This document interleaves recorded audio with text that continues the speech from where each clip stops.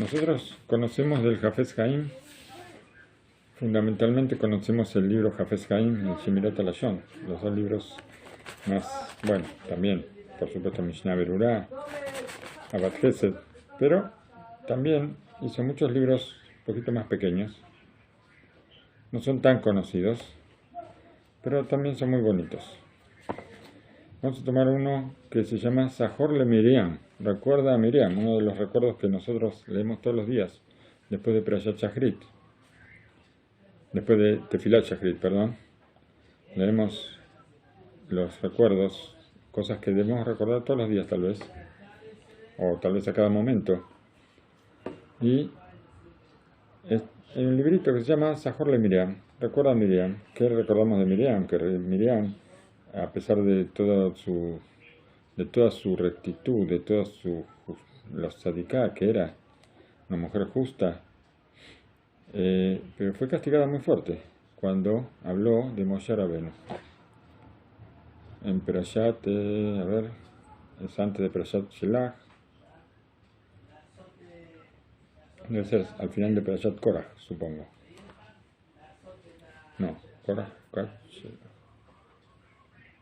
no, me parece el final de Be'alateja, bueno, antes de Perashat Shelach. Y nos trae acá el Hafez Haim algo muy interesante. Nos dice que está en las Agadot de Hazal, en los relatos de nuestros sabios. Dijo Akadosh Baruj Hu a Israel: hijos míos, queridos míos, hay algo que yo les hice faltar a ustedes, o tal vez la pregunta sea, si hay algo que yo olvidé de pedirles a ustedes. ¿Qué es lo que yo quiero pedirle a ustedes? Que sean queridos unos a otros, que se quieran unos a los otros, que se rindan honores unos a los otros, que sean compañeros unos con los otros, y que no se encuentren ustedes un pecado o robo o ninguna otra cosa despreciable. Por eso está dicho en el libro de Mijá: dile a la persona qué bueno, qué es lo bueno y qué es lo que Hashem quiere de ustedes, sino que hagan juicio, que hagan justicia y amen el favor. De acá nosotros vemos que con el compañerismo, con la unidad dentro de nuestro pueblo, esto trae una satisfacción a Akadosh Baruj Hu, como encontramos algo parecido en la inauguración del tabernáculo del desierto, donde Akadosh Baruj Hu tenía una satisfacción ahora de los príncipes de las tribus, como vamos a explicar. Y vamos a explicar en forma compacta todo este asunto.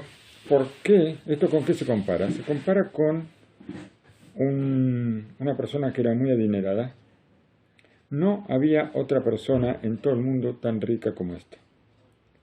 Y él tenía varios hijos, y cada uno de ellos era comerciante, eran grandes comerciantes,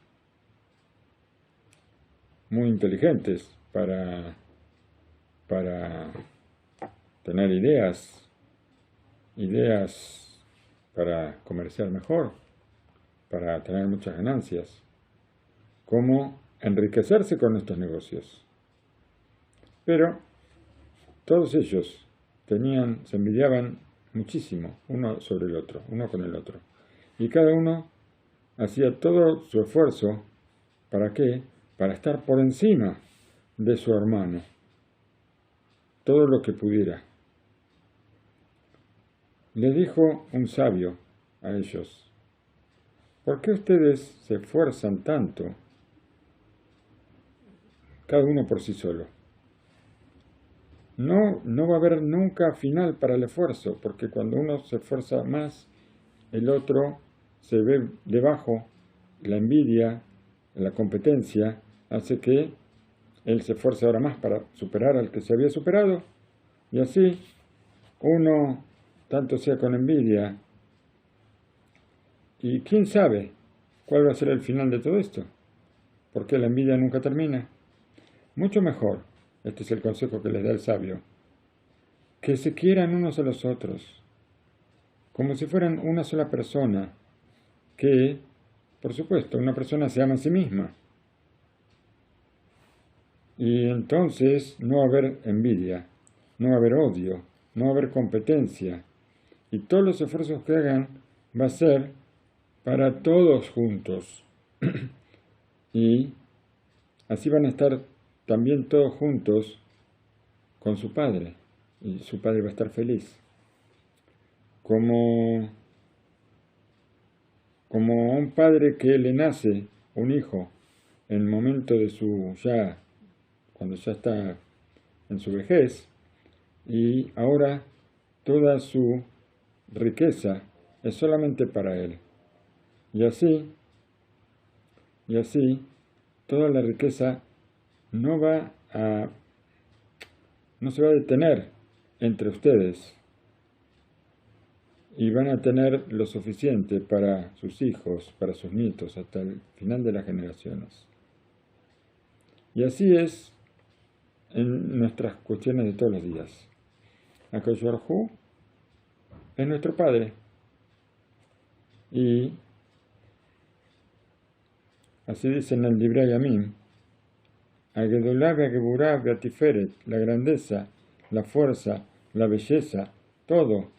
¿Por qué? Porque todo está en los cielos y la tierra. Y por eso su nombre es un nombre que, bueno, es uno de los nombres sagrados de Hashem que no se puede pronunciar, con la Shin, la Dalet y la Yud, que nos viene a mostrar este nombre que es suficiente. Lo que Hashem tiene es suficiente para toda la creación. O sea, suficiente su poder y su gobierno para toda la creación. Y cuando se construyó el Mishkan, el tabernáculo, todos tenían un solo corazón para nuestro Padre Celestial, para hacer su voluntad. Y en el momento que se culminó la tarea del Mishkan y venía el tiempo para la inauguración,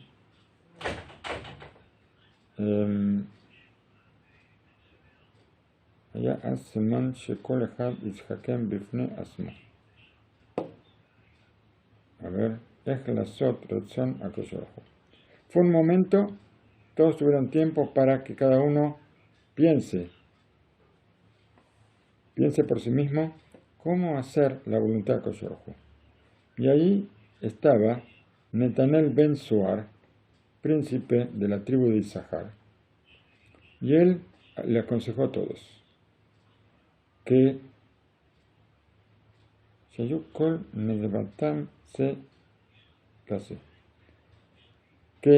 los regalos que ellos iban a traer para la inauguración del tabernáculo tenían que ser todos iguales. Eran 12 príncipes de las 12 tribus de Israel y todos iban a traer la misma ofrenda, y no iba a ser preferible una a la de su compañero. Todos iban a traer exactamente lo mismo. ¿Para qué? Para que no haya envidia de uno con otro. Y de esta manera, todo esto iba a ser, porque si eran diferentes, uno va a querer ser más que el otro, como encontramos con Caín y Abel. Y esto de que todos trajeron el mismo sacrificio, la misma ofrenda, trajeron muchos animales, trajeron oro y plata y muchos regalos para el tabernáculo. Esto fue una gran satisfacción para Akadosh Baruj Hu, hasta que les dijo a ellos: ustedes hicieron de esta forma, ¿para qué? Para que todos sean queridos unos con otros y no caiga la envidia, el odio entre ustedes. Por favor, les dice Hashem a los príncipes, póngame a mí entre ustedes. Yo quiero estar dentro de vuestro grupo, como trae el Midrash. Y yo les voy a dar a ustedes el Shabbat, que es mío. ¿Qué significa esto? Que nosotros sabemos que los sacrificios que se traían en el Bet HaMikdash, los sacrificios que eran permanentes, el Korban Tamid, que se traía uno a la mañana y uno a la tarde, estos sacrificios se traían todos los días, inclusive Shabbat. O sea que el sacrificio empujaba el Shabbat, se traía de todas maneras y lo que era necesario hacer para traer la ofrenda se hacía.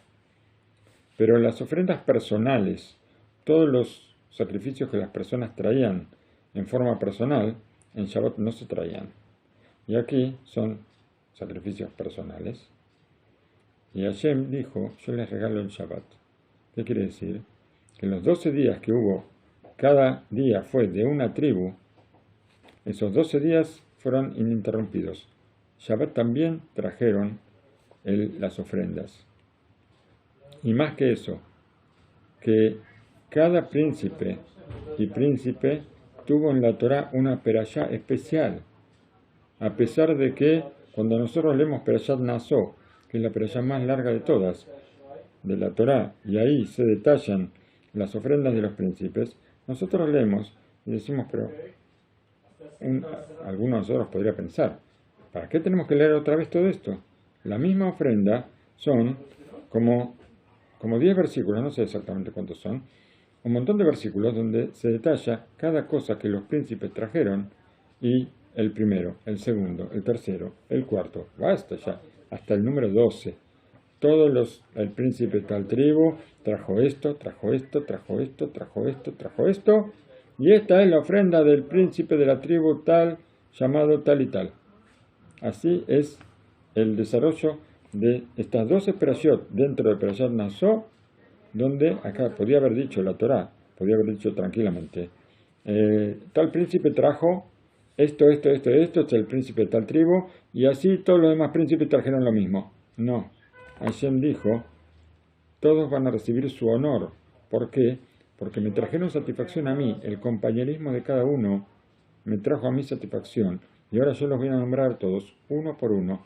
Nadie es más grande que el otro, ninguno. Son todos iguales y queridos para mí, y yo no voy a faltar al honor de ninguno, poniéndolos a todos en una bolsa, y diciendo, ahí todos trajeron igual que el primero. No. De acá, nosotros aprendemos para cada uno de nosotros, para todos nosotros. Si en verdad nosotros somos queridos, si nosotros queremos a nuestros semejantes, si amamos a nuestros semejantes como debería ser, entonces habría una influencia que pasaría los límites a todas nuestras acciones. ¿Por qué? No solamente a nuestras acciones, sino al comportamiento de Hashem con nosotros también. Porque la mano de Hashem no es corta para darnos todo lo que necesitamos. Y no hay ninguna posibilidad de pensar que si en nuestro planeta, vamos a decir, habría 10 personas, 100 personas, 1000 o 10.000 millones, todos van a recibir el sustento, todos van a recibir todo lo que necesiten. ¿Y por qué? Porque es suficiente el poder de Hashem para toda la creación, como dijimos. Otra cosa nosotros tenemos que intentar esto, pero en forma verdadera. No solamente cuando necesito a alguien quererlo, sino siempre querer a todos nuestros semejantes y honrarlos, y esto le va a traer a Akadosh Baruj Hu una satisfacción muy grande de cada persona que se porte así con los demás, con sus semejantes. Y sobre esto está escrito que muestra a la persona qué es lo bueno y qué es lo que Hashem quiere de ti. Y esto nos enseña que una persona cualquiera puede ser que no sepa cómo caer en gracia a Hashem. Y esta es la fórmula. Y la persona que se comporta al revés, lo aleno, que cada uno que con cada uno quiere fortalecerse sobre el otro y no se comporta con honorabilidad con sus compañeros. Y así en todos los asuntos está en contra de los demás. El castigo lamentablemente va a ser muy grande. Y encontramos entre los alumnos de Rabbi Akiva, nosotros sabemos esto, aparece en el Tratado de Yevamot, que a pesar que eran muy grandes en Torah, pero por cuanto que ellos no se comportaban en forma honorable unos con otros, hubo una epidemia muy grande al provocar que se disminuya el honor del cielo. La cualidad de la justicia se vino con toda su fuerza y murieron todos de esta epidemia entre Pesaj y Shavuot. Y sobre esto nosotros guardamos duelo todos los años en los días de la cuenta del Omer. Por eso no hay casamientos entre Pesaj y algunos entre Pesaj y Lag BaOmer, otros entre Pesaj y Shavuot. Y de todo esto nosotros podemos palpar cómo la creación puede caer en gracia a los ojos, entre comillas, metafóricamente de Hashem, cuando el pueblo de Israel está unido, cuando no hay entre ellos envidia, no hay odio, no hay competencia, y cada uno piensa en lo mejor para sus compañeros y para la congregación. Y entonces HaKadosh Baruj Hu se alegra con su creación, y sobre esto está dicho, Ismach Hashem b'ma'asav, que Hashem está alegre con lo que Él creó, o sea, nosotros.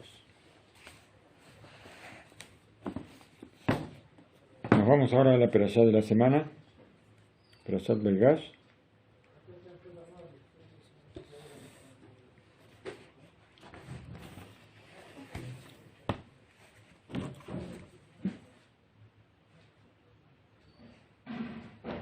Está escrito en la perashá, Vayse Israel, Bechol Asher Lo, Vayabo, Be'era Shaba, Beersheba, ¿no?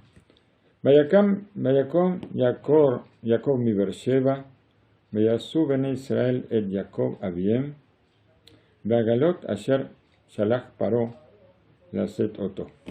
Bueno, nosotros sabemos al principio de la perashá, creo que ya algo vimos, que, la guerra entre Judá y Yosef, hasta que Yosef se revela ante los hermanos. Del tema de la revelación de Yosef creo que hoy no vamos a hablar. Yosef manda a buscar, le dice a los hijos que vayan a buscar al padre, que lo traigan, el padre, a toda la familia, que lo traigan a Egipto. ¿Por qué? Porque todo el mundo va a pasar hambre, son años de hambre, y él tiene provisiones para todos y los va a alimentar a todos. Dice ahí que Israel, o sea, Jacob, él con todo lo que tenía fue hacia Beersheba, y se levantó Jacob de Beersheba, y llevaron los hijos de Israel a Jacob, su padre, en las carretas que le envió el faraón para que él viaje. Al principio está escrito que viajó Israel y no está escrito cómo viajó, con qué transporte viajó. En cambio, a continuación, cuando sale de Beersheba hacia Egipto, está escrito que viajó en las carretas que le envió para el faraón. ¿Para qué nos cuenta esto la Torá? ¿De qué forma viaja? ¿Qué me interesa a mí si fue caminando, si fue en carreta o fue en un coche eléctrico? ¿No es cierto? No importa. ¿Acaso me va a cambiar el tipo de transporte que utilizó? ¿Qué es lo que encierra esto? La Torá nos quiere enseñar algo siempre. En cada cosa que está escrito nos quiere enseñar algo. Dice Rabbi Rubén Karenstein, Sejes Libraja, que de acá nosotros encontramos una explicación maravillosa que está oculta, que trae oculto, un mensaje terrible. Así dice Rabbi Rubén.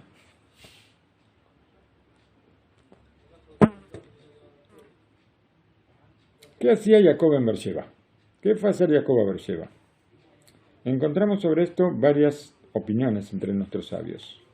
Una de ellas, que Jacob fue a cortar los cedros que Abraham Avinu plantó. Abraham Avinu plantó, muchos años antes, cuando estuvo en Beersheba, plantó cedros ahí en Beersheba. ¿Para qué? Para la construcción del tabernáculo que a Israel, que el pueblo de Israel iba a levantar en el desierto. ¿Por qué? Porque Abraham Avinu tuvo ese pacto de Ben Abetarim, donde Hashem le dijo que tu descendencia van a ser esclavos en un país y después van a salir de ahí.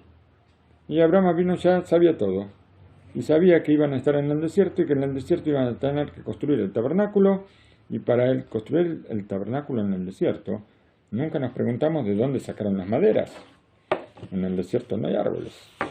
Construyeron con maderas el tabernáculo. ¿Y dónde están las maderas? Las maderas las fue a buscar Jacob antes de bajar a Egipto. Antes de bajar a Egipto fue a buscar las maderas, y después las maderas, cuando salieron de Egipto, las llevaron por el desierto. Un poco complicado, ¿no es cierto? Maderas de cedro, un peso bastante grande, llevarlo a Egipto. En Egipto las guardaron como 200 años y después se las llevaron, cruzaron el mar con las maderas. Nunca en los dibujitos que tenemos sobre el cruce del mar, nunca vemos que haya yudim que estén llevando maderas o burros que estén llevando maderas. Nadie lleva maderas, pero las maderas las llevaban. Eso habría que corregir todos los dibujitos y todas las historias que hacen sobre el cruce del mar. Bueno, para esto eran las maderas. Abraham Avinu sabía que el pueblo de Israel iba a andar por el desierto y que iban a construir el tabernáculo, iban a necesitar maderas que en el desierto no había. Por eso él plantó los cedros en Beersheba. ¿Para qué? Para que sus nietos, el pueblo de Israel, pudieran utilizarlas en el trabajo del Mishkan. Jacob Avinu también sabía a dónde iban. Sabía que bajaban a Egipto. ¿Y para qué? Para cumplir es justamente el pacto de Ben Abetarim. Yodate da kiger ye sarajá veres lolaem, para que sepas que van a ser forasteros o van a ser extranjeros toda tu descendencia en una tierra que no va a ser de ellos. Y entonces esto iba a pasar durante cientos de años, y de ahí van a salir al desierto y tendrían que construir el tabernáculo. Por eso, además de que Jacob Avinu va a ver a Yosef, imaginemos después de 22 años la desesperación que tenía Jacob por ver a Yosef. Sin embargo, se desvió del camino para ir a buscar los cedros. 22 años sin verlo. Lo que espera con tanto, los ojos se le salen por verlo, pero él alarga el camino para ir a buscar, para pasar por Beersheba y cortar los cedros que plantó Abraham. Había que cortarlos, eso también lleva tiempo, ¿no es cierto? No creo que hubiera sierras eléctricas en esa época. ¿Quién sabe cuánto tiempo le tomó esta pequeña vueltita que hizo Jacob para pasar por Beersheba? Y también ahí, quién sabe cuánto tiempo se detuvo para cortar los árboles. Esto, por supuesto, lleva tiempo. Pero toda esta interrupción valía para él. ¿Por qué? Porque el pueblo de Israel necesitaba el tabernáculo en el desierto. era una necesidad, no era una cuestión de lujo. Tal vez también Jacob se ocupó de cosas celestiales, vamos a decir, espirituales, y no hay una cosa más santa que el tabernáculo, justamente, el lugar donde se iba a depositar la divinidad junto al pueblo de Israel. Pero también sabía que el faraón le había enviado esas carretas. ¿Para qué? Para que él vaya a Egipto con las carretas. Pero no para que entre a Beersheba y que de Beersheba vaya a Egipto. Le dio las carretas el faraón. ¿Para qué? Para llevarlo a Jacob desde donde estaba. Seguramente debe ser que estaba en Hebrón. Que de Hebrón vaya para Egipto. Jacob tomó otro camino, un camino más largo. Y entonces, ¿cómo él iba a utilizar para su viaje a Beersheba esas carretas si no fue el propósito para el cual el faraón se las dio? Si él utilizaba las carretas del faraón en su viaje a Beersheba, así pensó Jacob, va a pasar por la prohibición de robar. ¿Por qué? Porque está utilizando algo sin el consentimiento de la persona que se lo dio. Y yo no puedo hacer una cosa así. De ninguna manera va a viajar a Beersheba con las carretas del faraón. Son cosas que a nosotros nos cuesta entender. Pero así era la sensibilidad de nuestros patriarcas. Por eso, el viaje a Beersheba lo hizo de otra forma, quién sabe, o a lomo de burro o caminando. ¿Por qué? Porque no podía utilizar esas carretas. Solamente cuando sale de Beersheba para Egipto, ahí sí las puede usar. Por eso el versículo al principio no dice cómo viajó Beersheba y después dice cómo de Beersheba fue a Egipto con las carretas del faraón. Una cosa que muestra la sensibilidad ante el robo, ante una posibilidad de robo y un temor a caer en una cosa así. Sigue diciendo el Rab Karenstein, nos sigue contando, sobre uno de los grandes rabanim que en una comida de Shabbat le trajeron una sopa. Y él dijo, yo no puedo comer esto, dijo. Inclusive probarlo no puedo. Y así dijo varias veces cuando le insistían y le preguntaron, ¿qué pasa acá? Y dijo, aquí hay... ¿quién preguntó? Él mismo preguntó, ¿qué hay en esta sopa? Y le dijeron, zanahoria. Preguntó otra vez, ¿de dónde trajeron la zanahoria? Y le dijeron que había aquí una persona, un mendigo que ni siquiera era yudí, y que él tiró una piedra y rompió un vidrio, corrieron detrás de él y lo castigaron, lo golpearon y le sacaron las zanahorias que traía. Dijo el Rab, ¿cómo yo puedo comer de esta sopa? Así preguntó. Esto es robar. Aunque no está bien, no es robar a un yudí, es robar a un no yudí, pero también es robar. Él ya había sentido el olor al robo en la sopa, por eso no la quiso ni siquiera probar. Había algo que no era bueno y ya no podía. Por supuesto, nosotros no llegamos a una cosa así de sentir el olor. Yo siento el olor al café y no sé si, espero que no, pero si fuera robado tendría el mismo olor. ¿Cuánto nosotros necesitamos cuidarnos de no caer en el pecado del robo? Tenemos que saber, el robo nosotros no prestamos atención. Robo no significa meterle la mano en el bolsillo a uno y sacarle algo o asaltar una casa y sacar todo lo que hay adentro. No. Eso no es robo. Hay muchas formas de robo en las que podemos caer. Y para todo esto, tenemos que saber que no alcanza la teshuvá. El arrepentimiento no alcanza ni el arrepentimiento, ni Yom Kippur, ni siquiera la muerte. ¿Para qué? Para perdonar sobre el pecado del robo. ¿Qué hace falta para recibir perdón sobre el robo? Hay que volver en Gilgul, reencarnarnos de alguna forma. Hashem nos guarda, que no nos pase una cosa así. Quiero contarles una historia, dice Rabbi Rubén. Las historias de Rabbi Rubén son muy especiales, por supuesto todas verdaderas. El Rab Dessler, Mashgiach de la Yeshivat Ponevich, llegó desde Jerusalén a Bnei Brak junto con su esposa. Ellos viajaron en la época de Rab Dessler. Había autobuses, había carros, pero no había un autobús de Jerusalén a Bnei Brak, como hay hoy cada 2 minutos hay un autobús de Jerusalén a Bnei Brak. No, había que tomarse un autobús a Tel Aviv y de ahí tomarse el autobús número 54, que todavía existe hoy en día, a Bnei Brak, de Tel Aviv a Bnei Brak.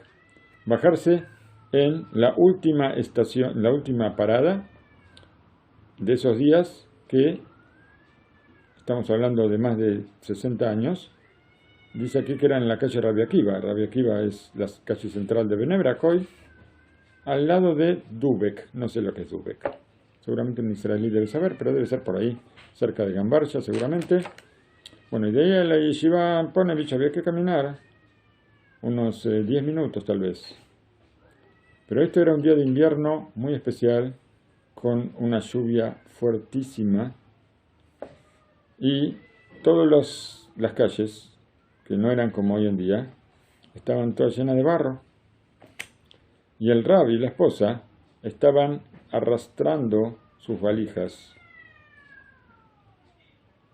por un camino bastante largo hasta la Yeshiva Ponevich. De pronto se detuvo al lado de ellos un carro y el conductor era un alumno de Rab Dessler, de la yeshiva, de otra yeshiva, de la yeshiva de Getzer. Y para su sustento él estaba trabajando en una fábrica y la fábrica le había dado un carro para que él se mueva con ese carro. Cuando vio a su rabino, se bajó del carro, agarró las valijas, las metió dentro del carro, mientras le decía: seguramente ustedes necesitan llegar a la yeshiva, por favor, vengan conmigo. El Rab le dijo: yo quiero preguntarte algo antes. El Rab entra al carro y me pregunta todas las preguntas que quiera. No, yo quiero preguntar desde aquí afuera. Yo sé que este carro no es tuyo, no te pertenece, sino que es de la fábrica donde tú trabajas. Y esto te lo dieron para las necesidades de la empresa, no para que me lleves a mí.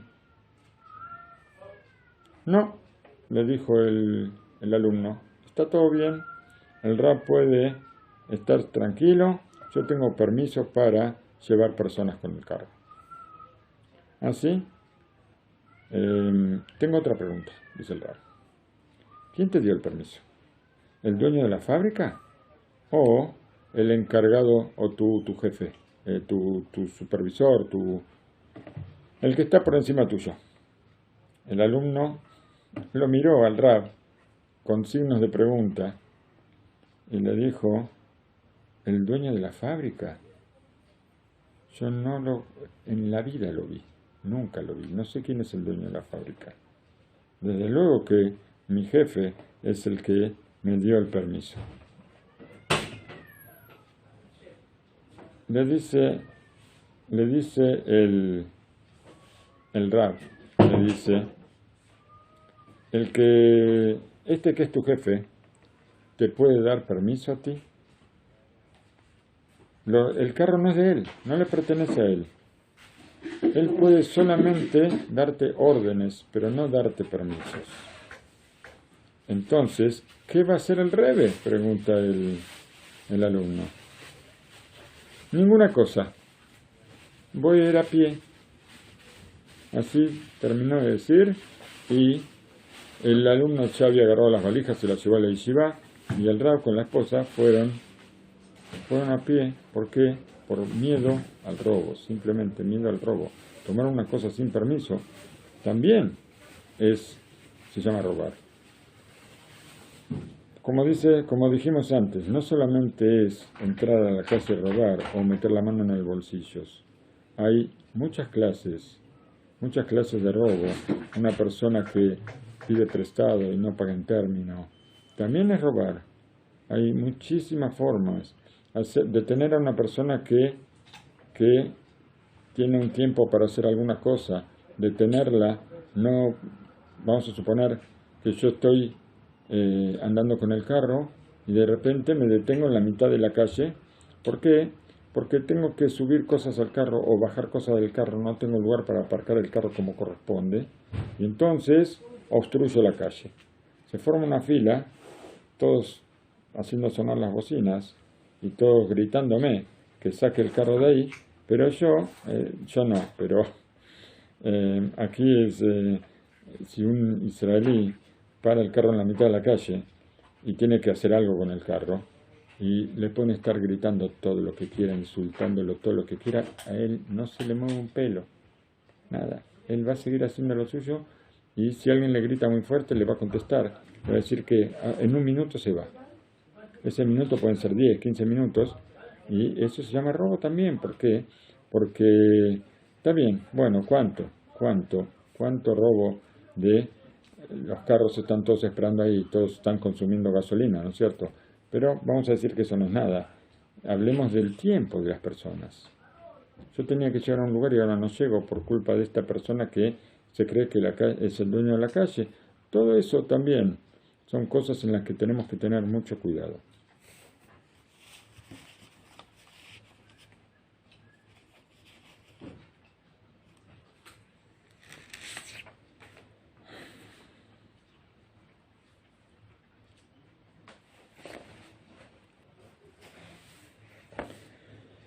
Dice el versículo, Vayabó Mitzraima, Jacob Bejol Saró Ito, Banab Ubene Banab, bueno, vamos a decirlo en español, y llegaron a Egipto, Jacob con toda su descendencia, con él, hijos e hijos de hijos, con él, hijas y hijas de hijos, y toda su descendencia llegaron con él a Egipto. Aquí hay una cosa extraña que dice hijos e hijos de hijos con él, hijas e hijos de hijas o hijas de hijos. Pero hay un con él dos veces en el medio que interrumpe entre dos grupos de hijos y de hijas. Por eso, cuando investigamos sobre los versículos, vemos que hay una cosa que necesita explicación. El versículo comienza diciendo que Jacob y toda su descendencia con él. Sigue diciendo hijos e hijos de hijos con él. Y termina hijas e hijos de hijos con él también. ¿Qué significa esta separación en grupos? Dos veces, tres veces está escrito.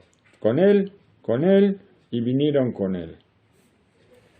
El Or HaChaim HaKadosh se detuvo en esta pregunta, y también aquí y también al principio del Sefer Shemot.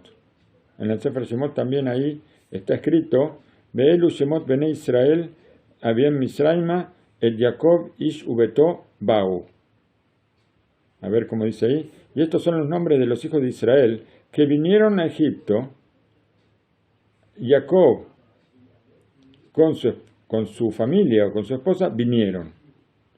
También aquí hay una separación entre dos grupos. Los hijos de Israel vinieron a Egipto, Jacob y su esposa vinieron. Nos trae algo novedoso, el Or HaHaim HaKadosh, que hay una diferencia entre los grupos de personas, entre grupos de personas distintos que llegaron a Egipto. Estaban los que descendieron a Egipto por su voluntad para cumplir el decreto del rey, de Hashem, cuando, como ya dijimos en el pacto de Ben Abetarim, tu descendencia va a ser extranjera en una tierra que no es tuya, que no es de ustedes. Y ellos venían a pagar ese documento, esa deuda, por voluntad. Con conciencia de que iban a pagar una deuda, sabían que bajaban a Egipto, ¿para qué? Para ser esclavos. Pero había otro grupo que no quería bajar por voluntad propia. No querían descender a Egipto y ellos querían detener ese descenso para no descender ahí a las cadenas, vamos a decir, hasta que Jacob tuvo la necesidad de llevarlos por la fuerza.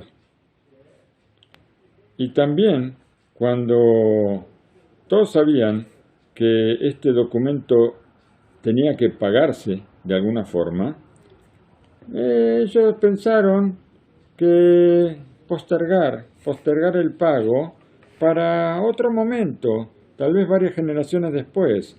¿Por qué necesito yo pagar ahora este documento? Que lo paguen mis nietos, mis bisnietos, mis tataranietos. Que ellos paguen. ¿Por qué yo? Viene la Torá y nos muestra quiénes son los que querían pagar el documento con su propia voluntad y quiénes no. Los hijos y los hijos de los hijos con él. ¿Qué son? Son ellos, Jacob no los tenía que traer, ellos venían solos. En cambio, los otros no venían solos, había que traerlos por la fuerza. Los que venían solos venían a Egipto con alegría para cumplir la voluntad de Hashem y pagar la deuda en ese momento. ¿Quiénes son los que no? Ahora vamos a ver las hijas y toda la descendencia. A ver. Nos agrega el Or HaHaim y nos dice, estos que vienen por la fuerza, nuestros sabios traen en el Midrash que todo tiempo que uno de los que descendieron a Egipto estuvo vivo, no comenzó la esclavitud. La esclavitud comenzó solamente después de que murieron Yosef y los hermanos.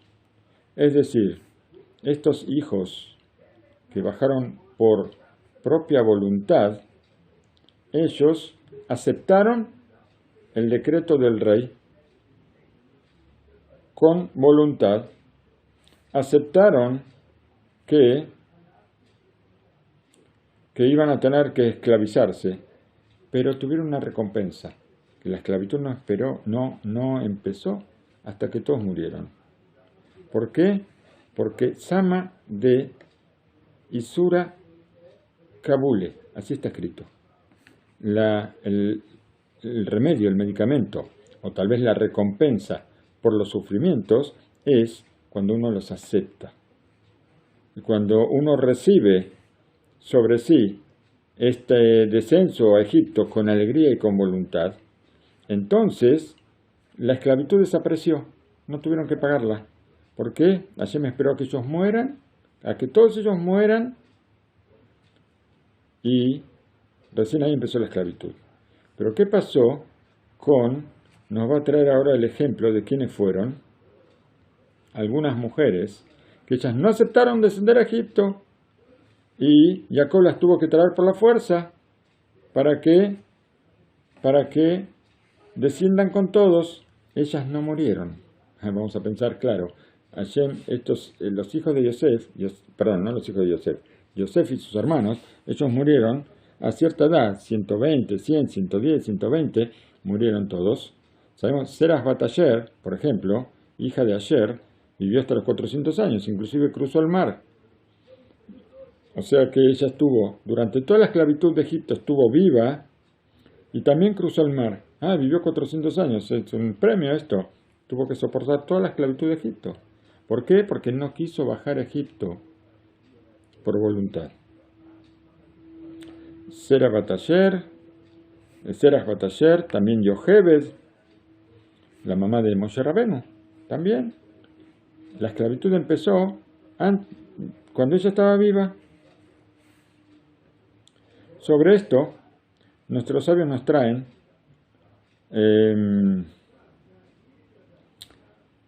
estas palabras de que cuando recibimos los sufrimientos con alegría, entonces la recompensa ¿cuál es?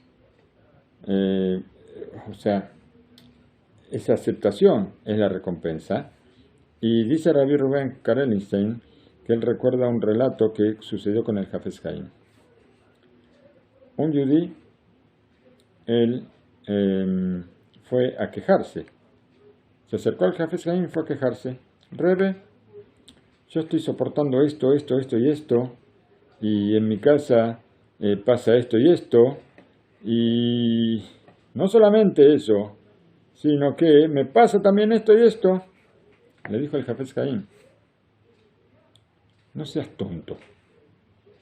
Te voy a traer un ejemplo. La policía atrapó a una persona sospechosa de robo.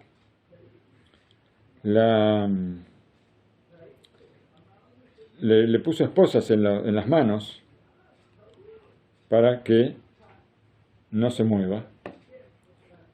Si la persona es inteligente, ¿qué va a hacer? ¿Puede liberarse de las esposas y las cadenas con que fue apresado? No, no es un mago, ¿no es cierto? No es una película donde el héroe de la película está atrapado con esposas y empieza a moverse o pone un palito en un alambrecito y abre las cadenas y se libera. No, no.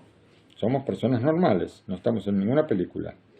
Entonces, ¿qué tiene que hacer? Esperar con las manos atadas hasta que esté delante del juez.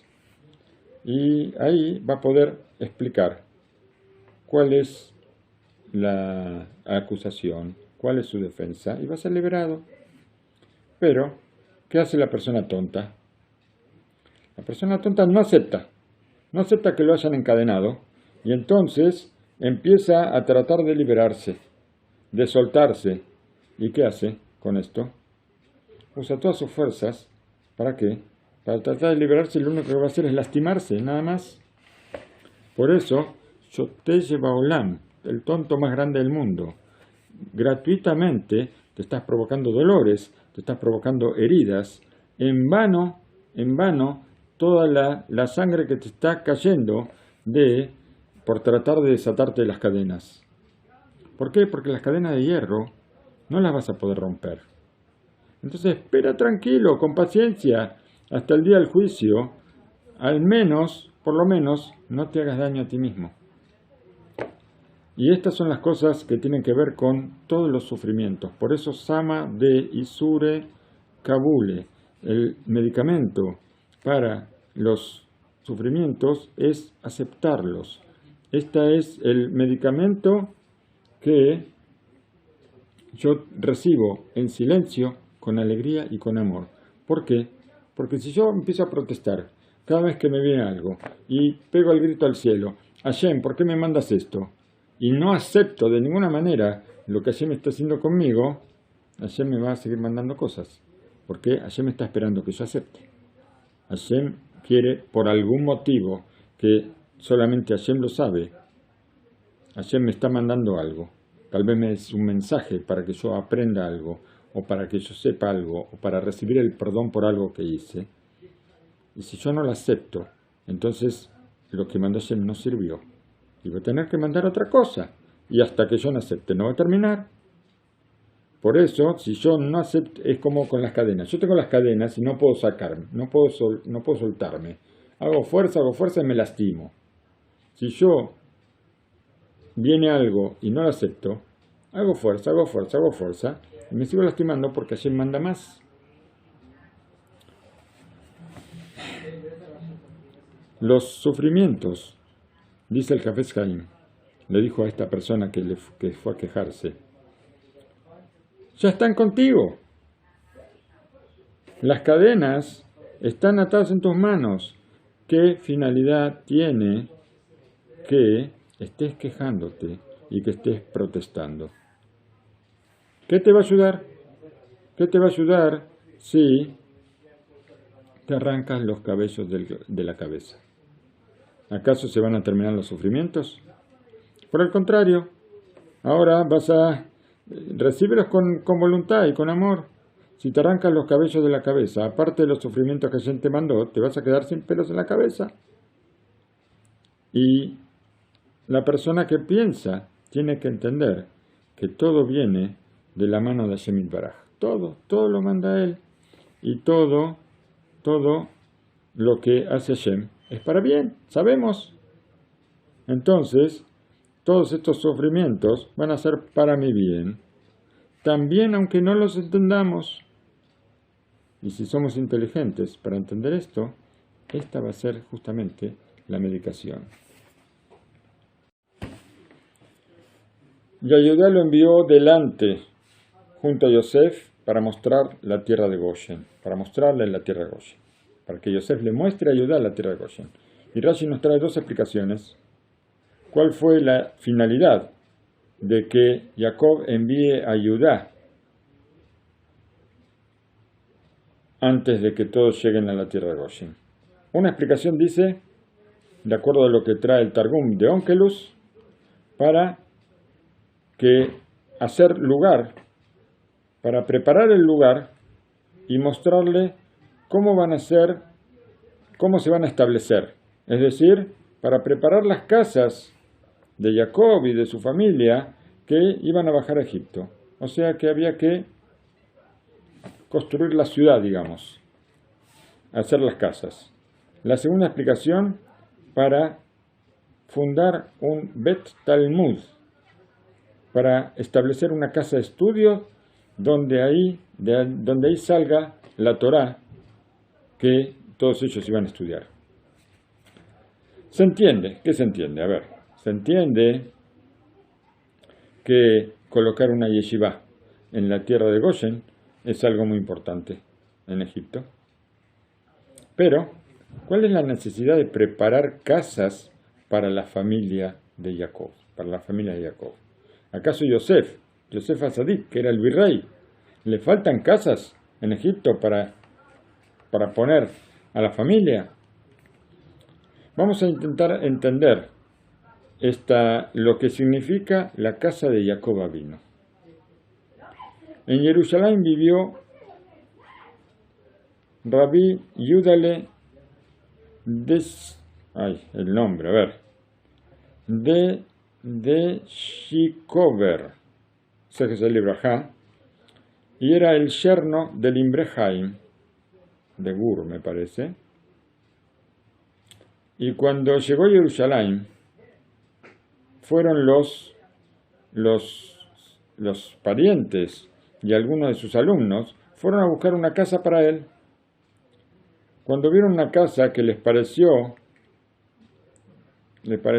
algo que sería bueno para el Rab, entonces lo llamaron para que venga a verla. Él llegó al lugar y dijo, no es buena, no es una casa buena esta. Bueno, le mostraron otra y otra vez dijo que no era una casa buena, le mostraron la tercera, le mostraron la cuarta y nada. Todos se preguntaban, ¿qué es lo que está mal? ¿Qué es lo que falla en las casas?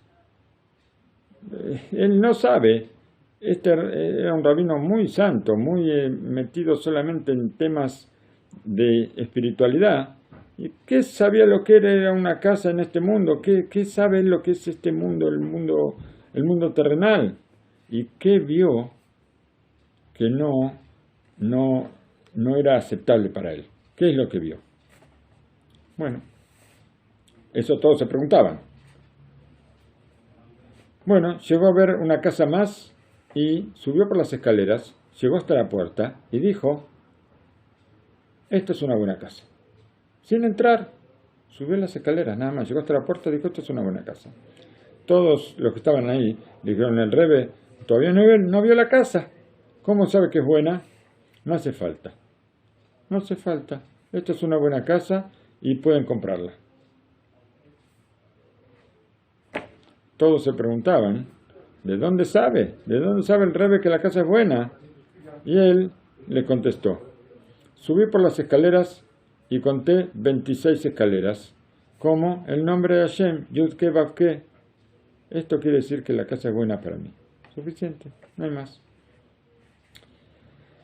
Entonces, si para este rabino él necesitaba una casa especial donde estuviera el nombre de Hashem, con seguridad Jacob vino, también necesitaba una casa especial, con seguridad.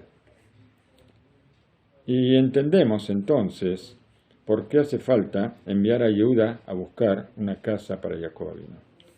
Pero todavía necesitamos entender por qué lo envía a Yehuda para una yeshiva. La otra explicación, ¿por qué? ¿Acaso no podía esperar a que lleguen todos a Egipto y entonces establecer una yeshiva bonita que todos se puedan estudiar? ¿Por qué hacía falta enviarlo delante a Judá? Y una pregunta más. ¿Por qué de todos los hijos de Jacob lo envía a Yehuda? ¿Por qué Yehuda para establecer una yeshiva? ¿Por qué no envía, por ejemplo, a Isahar? Que Isahar estudiaba Torah mientras Zebulún trabajaba. ¿O por qué no envía a Levi? ¿A alguien se le ocurre por qué? A nadie se le ocurre por qué. Bueno, la respuesta que nos trae Rabbi Rubén Karelstein, Yehuda fue siempre el que tomó responsabilidad. Cuando los hijos de Jacob necesitaban Mevakshim Mimenu, Leafsher Levinamim, cuando todos necesitaban, la segunda vez que necesitaron ir a comprar granos a Egipto, tenían que llevar a Binyamin, así les dijo el virrey, si no vienen con Binyamin, no vengan. ¿Y quién fue el que convenció al padre? Judá le dijo a Jacob, yo voy a ser el garante. Yo voy a ser el garante y yo con mi mano te lo voy a traer de vuelta. Así dijo Jacob. Y también él le dijo a Yosef, porque yo le garanticé a mi padre que este chico iba a volver con él. El que tomaba Harayut, el que tomaba responsabilidad, es el que va a levantar la yeshiva. Por eso Jacob lo eligió a Yehuda. Ahora, necesitamos saber otra cosa. ¿Por qué la yeshiva hay que construirla antes de que ellos lleguen? A ver, alguien que me diga algo. ¿Por qué la yeshiva antes de que ellos lleguen? ¿No podían esperar a llegar para fundar la yeshiva?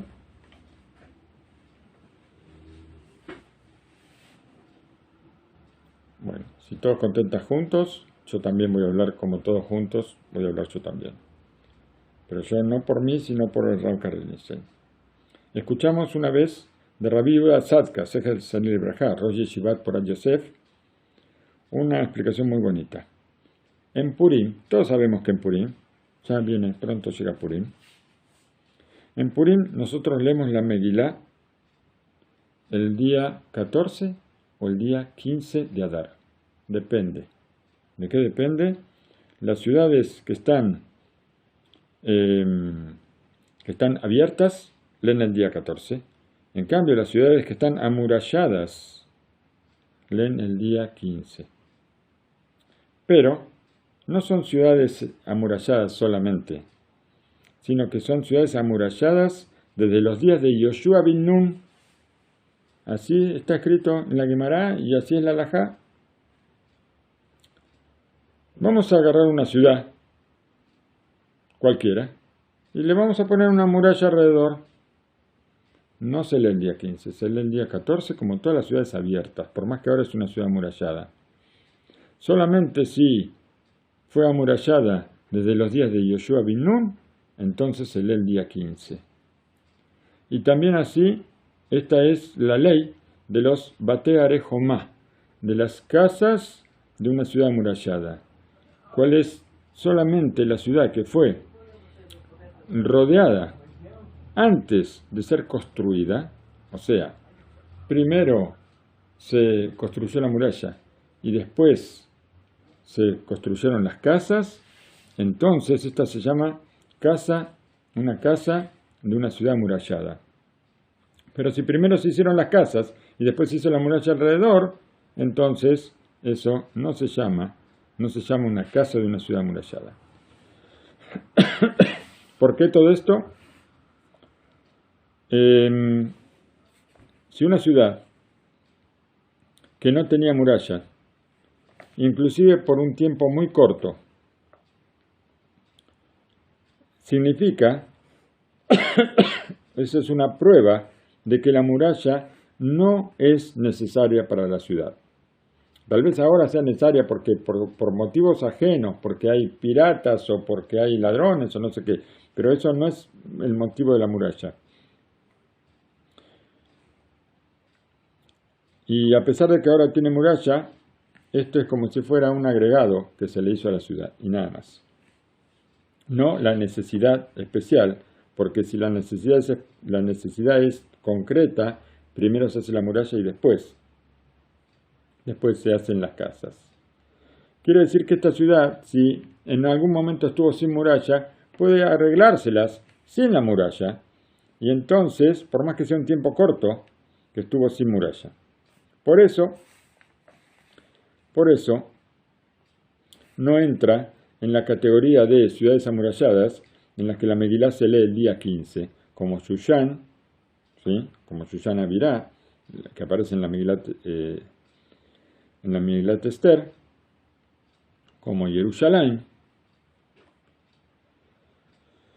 Y también esto tiene que ver con la lectura de la Megilá, que solamente la ciudad que fue amurallada primero, y siempre la ciudad estuvo amurallada, desde los días de Yoshua bin Nun, entra en esa categoría de ciudad amurallada. Dijo Jacob vino a sus hijos: si ustedes entran a Egipto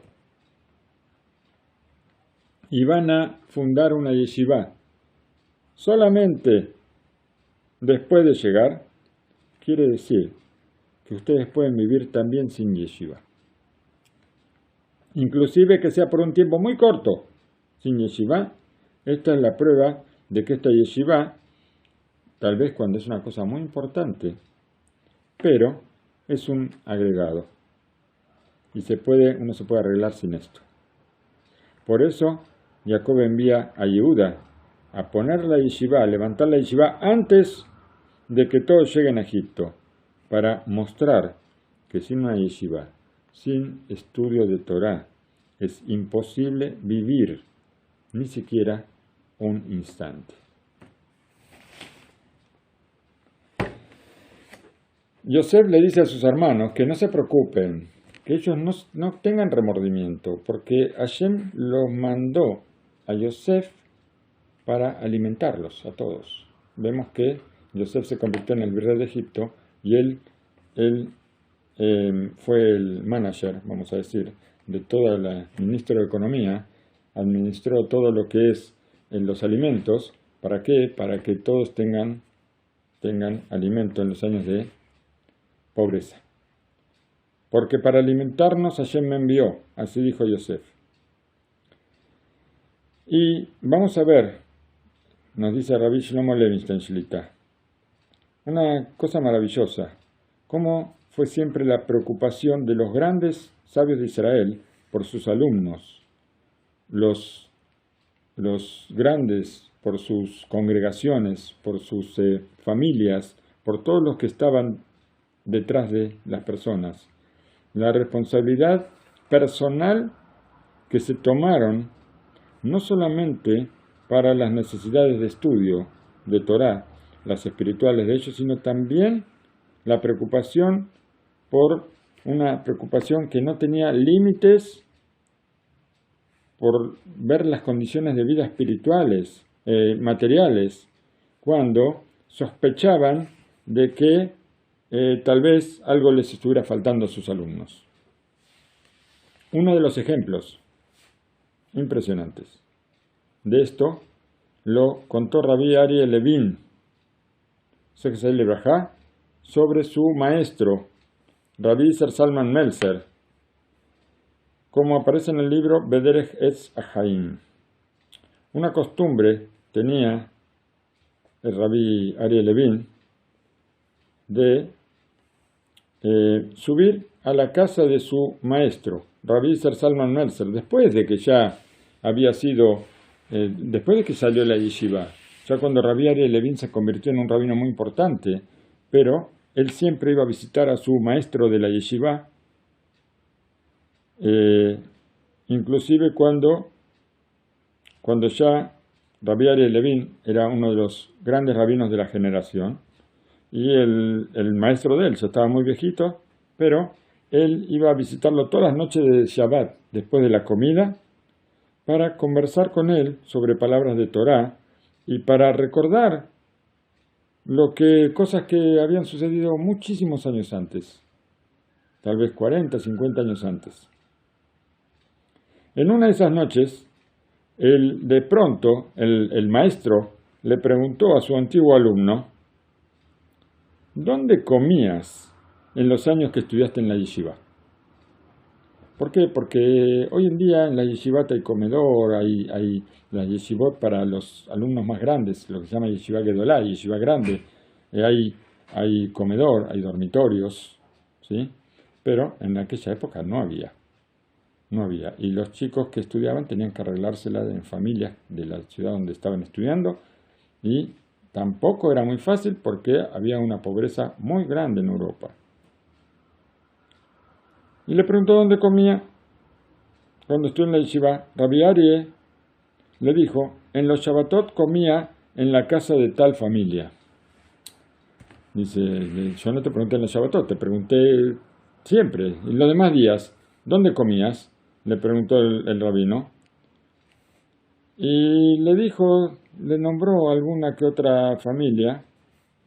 Y los demás días volvió a preguntar el rab, que todavía pensaba que le faltaban varios días, y Rabí Aryeh se quedó callado, no contestó. ¿Qué comías los otros días?, le preguntó el rab. Habían pasado 40, 50 años. La verdad es que muchos días en la yeshiva no comí absolutamente nada. Muchos días. Así contestó Rabí Aryeh. Y después agregó: pero esos días fueron tan queridos para mí, muchos más que los días en que tenía un lugar donde comer. Después de eso, siguieron conversando sobre temas de Torá, como siempre. Después Rabí Aryeh se fue a la casa a descansar, llegó a la casa y se acostó a dormir. De pronto, enseguida, se escuchó un ruido afuera, detrás de la puerta, y golpearon. ¿Quién va a golpear a esta hora?, se preguntó. La puerta se abrió muy rápido y era la esposa del maestro de él. Y estaba ahí la señora esta, y en su cara una preocupación tremenda. Por favor, ten piedad de nosotros, le dijo el Rabí Aryeh. El Rosh Yeshiva no tiene paz. Así le dijo. A Rabí Aryeh le agarró mucho temor. ¿Por qué? Porque, como dijimos, estaba muy viejito el Rabbi Isser Salman Meltzer.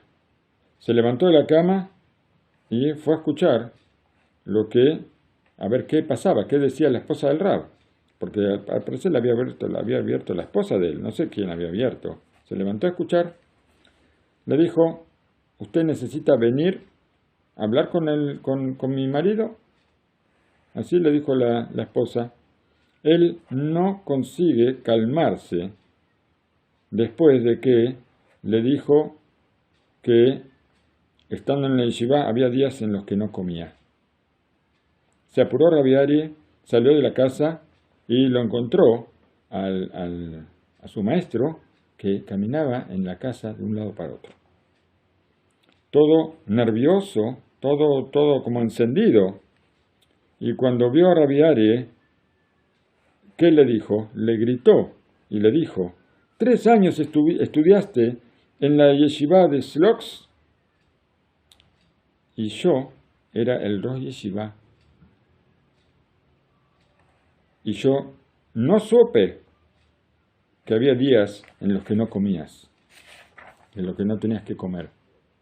Ahora yo soy responsable de esto. ¿Y qué voy a contestar en el cielo cuando me pregunten por qué tú no comías varios días? ¿Qué voy a decir en ese día? Por favor, perdóname por esto. Rabbi Ari Levin se quedó paralizado al escuchar esto y le dijo, la culpa es mía de todo esto, porque yo tenía que haber informado a la dirección de la yeshiva que yo no tenía lo que comer. Y cuando no informé, ¿cómo alguien podía saber lo que estaba pasando? Y agregó, le habló mucho al Rab hasta que vio que le aseguró que no tenía nada en su corazón con él, ninguna queja contra él, y solamente ahí pudo descansar su maestro.